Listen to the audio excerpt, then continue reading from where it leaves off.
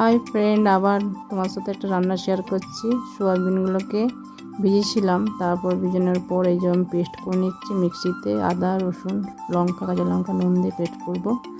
অনেকদিন মানে এটা খাওয়ার ইচ্ছে ছিল, তাই বানিয়ে ফেললাম, তোমার সাথে শেয়ার করলাম। এই যে আটা মেখে নিচ্ছি এখন। আটাটা মেখে নেওয়ার পর এই যে পেস্টটা হয়ে গেছিলো, তারপর একটু তেল দিয়ে ওটাকে আমি নেড়ে নিচ্ছি এখন কড়াই তেলটাকে এখন নেড়ে ওটাকে সয়াবিনটার যেটা পেস্ট করেছিলাম সেটাকে ভেজে নিচ্ছি এখন।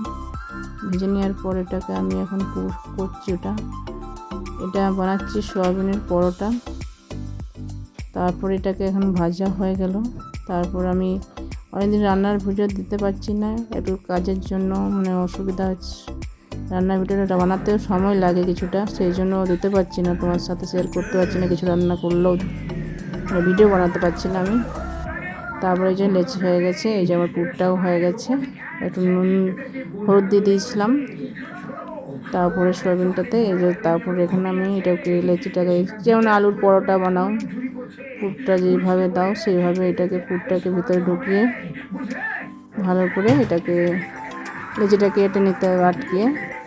তারপরে আটা দিয়ে বেলে দেবে ময়দা দিয়ে বেলে নিয়ে তারপর তেলে যেভাবে পরোটা আমরা ভাজি সেভাবে ভেজে নিলে খেতে কিন্তু দারুণ হয়েছিল। সেই জন্য তোমার সাথে ভিডিওটা করতে পেরেছিলাম, তাই শেয়ার করে দিলাম।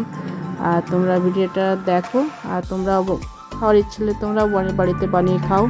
সত্যি বলছি দারুণ হয়েছিল, তোমরাও করতে পারো সোয়াবিনের পরোটা।